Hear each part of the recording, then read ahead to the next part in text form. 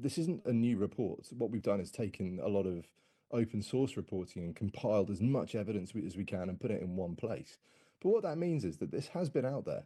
So nobody in the media has any excuse for the fact that they've ignored it since Israel started their operations in Gaza.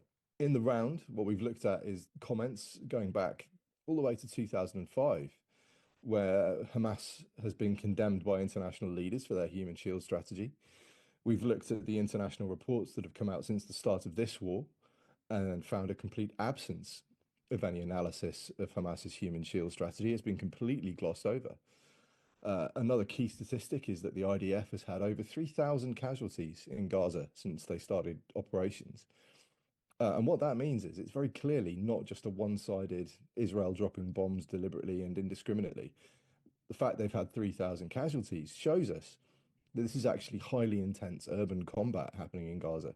And if you interview or speak to any IDF soldier, they'll tell you about the IEDs and the ambushes that they faced during ground operations. And then we articulate the 10 different ways in which Hamas has turned Gaza's entire civil infrastructure into a defensive position. And in so many of these cases, they're straight out war crimes.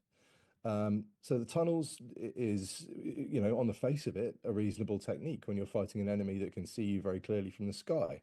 However, what's not legal is putting those tunnels under hospitals, under schools, under mosques, under people's homes, and deliberately using all of those things to cover your tunnels so your enemy can't strike them.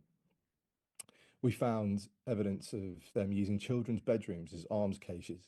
We found evidence of Hamas fighters fighting in civilian clothes to try and blend in with civilians to make them, the legal obligation that Israel has to be distinct in who they're targeting. They deliberately make that much harder.